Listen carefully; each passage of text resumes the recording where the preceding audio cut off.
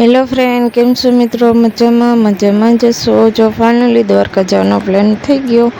જો આપણે સવારમાં 2 વાગે ઉઠીને ચા નાસ્તો કરી લીધો.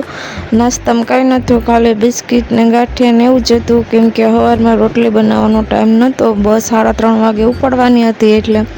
તો ફાઇનલી અમે છે ને તૈયાર થઈને બસ સ્ટેન્ડે બેસી ગયા છે. અને જો હજી બસ આવવાની વાર છે તો અમે ત્યાં પૂગી ગયા અને બસ આવી ગઈ. અને હવે અમે બસમાં બધા બેસી ગયા છે. અમે કાઉબેન, રાજીવભાઈ, હું ને મયુર બધા બસમાં બેસી ગયા છે. અને એક જ સોફો રાખ્યો અમે બધા વિસ્તારે. અને આજુબાજુવાળા ઘણા એવા હતા, એ અલગ અલગ સોફામાં બેઠા છે. અને જો બરોબર કેટલું અંધારું છે. અને જો હવે દીવ ઉગી ગયો છે. ફાઇનલી હવે અંધારું થઈ ગયું.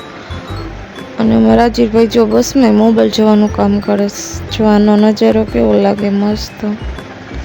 ફાઇનલી આપણે હર્ષદ પૂગી ગયા અને આપણે દર્શન કરવા નિરેતે જઈશી. આપણે ઉપર છોડીને દર્શન કરવાના છે એટલે આપણે હાલ્યા જઈશી. અને આનો નજારો તમે જોઈ લ્યો, કેવો છે દરિયાકાંઠો.